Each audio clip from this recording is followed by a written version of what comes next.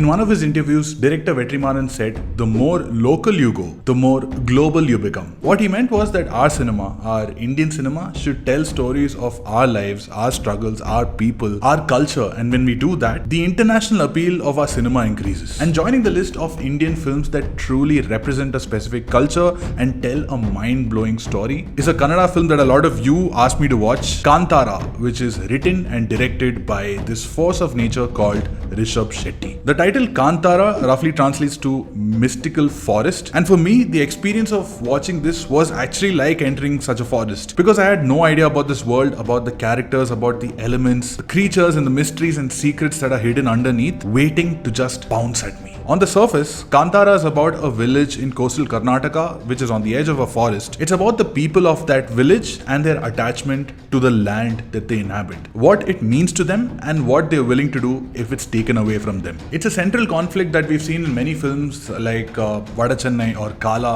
so many more films. Even the central character Shiva reminds us of so many characters that we've seen before. Irresponsible, hot-headed, avoids doing any kind of work and loves getting drunk with his friends. But where Kantara truly stands apart is how it incorporates mythology, native culture and certain rituals that are part of that culture. And all of this makes it such a unique experience that becomes a window to a world that we've never seen before. Just take the way the film starts in the late 1800s with a story about a king who has everything except peace of mind and how he goes in search for it. And within the first minute you understand that you're not watching a regular film. You're sucked from your seat in the movie theater and you're dropped in the middle of this whole new world and you're taken on this journey. You meet demigods, you worship in rituals like the Bhuta Kola, and whether you're a believer or a non-believer, you will develop this fear inside you of what will happen to you if you disobey the word of Panjurli. This is the biggest strength of the film. There are so many films these days which use mythology as a cash grab. They just add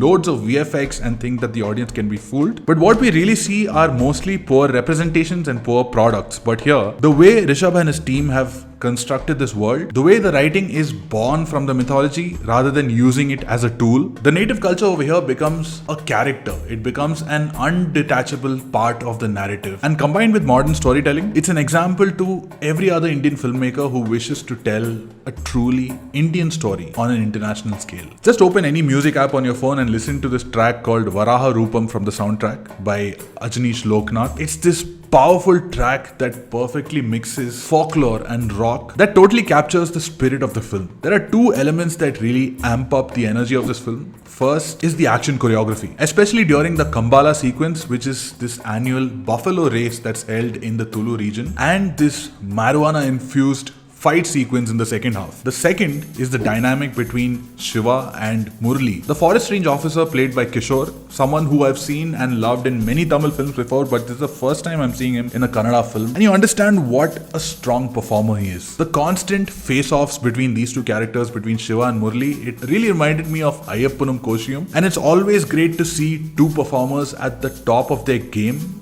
having a rivalry between them. It really adds to the tension. But the biggest absolute show stealer, the Paisa Vasool moment of the film, is the last 15 minutes. When that sequence comes in the second half, I promise you, every nerve in your body is going to be drawn tight, but your heart will be beating faster.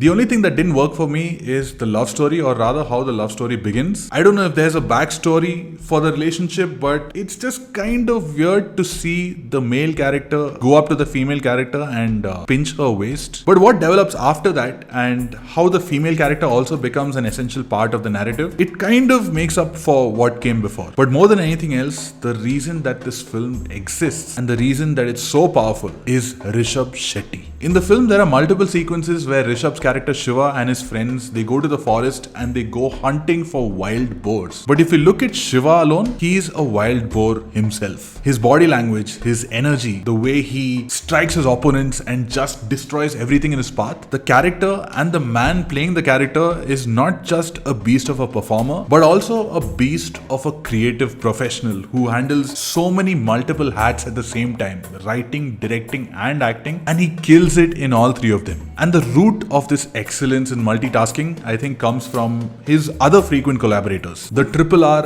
of Karnataka, Raj Shetty, Rakshit Shetty, and Rishab Shetty. I'll be honest, I know very little about Kannada cinema. Apart from KGF, which obviously everyone knows of, my knowledge of contemporary Kannada cinema is very limited to films like Lucia by Pawan Kumar and all the works by Raj, Rakshit, and Rishab. And last year when I watched Garuda Gamana Vrishabhavahana, directed by Raj, starring Raj and Rishab, and presented by Rakshit, it was this pleasant shock that told me to sit up and take a look at their work and the Kannada film industry as a whole. Just like Malayalam cinema had this renaissance in the early 2010s, these three guys who write, direct, act, and sometimes even produce their own films, they've created this new ecosystem, a new voice in Kannada cinema, and it's so inspiring to see their work, to see the quality of the films they create, how they collaborate with each other on their projects, and also how they celebrate each other's victories. Just like how Rakshit is doing after watching Kantara. On one side, directors like Prashant Neel are making these big budget blockbusters, and on the other side, there are these guys who are telling